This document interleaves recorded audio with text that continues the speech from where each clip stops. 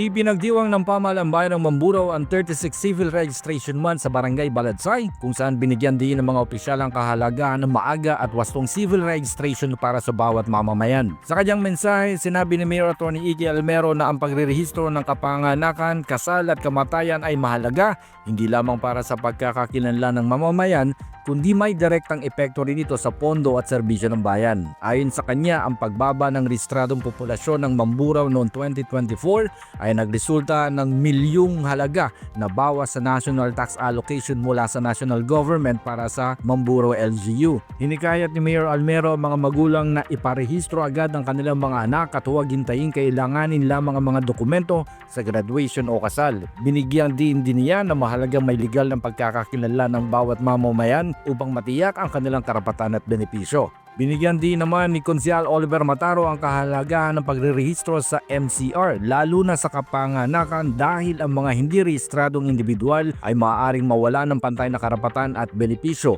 Kinumpirma rin niya na inaprubahan ng Sangguniang Bayan ang pagdiriwang ng Civil Registration Month sa bayan ng Mamburao. Nagpasalamat si Barangay Captain Rondel Pedraza sa pagpili ng Barangay Baladsay bilang venue ng selebrasyon at malugod na tinanggap ang mga dumalo. Kabilang sa mga naging nakapagsalita sina Mary Rose A. Tobias ng PhilHealth na tinalakay ang kahalagahan ng birth certificate, marriage contract, death certificate at national ID sa pagproseso ng mga benepisyo, at Angeline C. Panaligan ng MSWDO na nagbigay ng impormasyon hinggil sa social pension at iba pang serbisyong panlipunan. Nagbigay rin ng mensahe sina Criza Rostrata Undalan ng Provincial Statistics Office Occidental Mindoro, Ronald Fajardo ng Paluan MCR at Eric Balanza ng Abra de Ilog MCR habang nagpadala rin ng kinatawan ng bayan ng Santa Cruz. Ang aktibidad ay inorganisahan ng Municipal Civil Registrar ng Mamburao at dinaluan ng mga kinatawan mula sa iba't ibang barangay, kabilang na rin ng PNP, Philippine Army, BFP, TPMED at ilang mga katutubo mula sa Barangay Baladsay.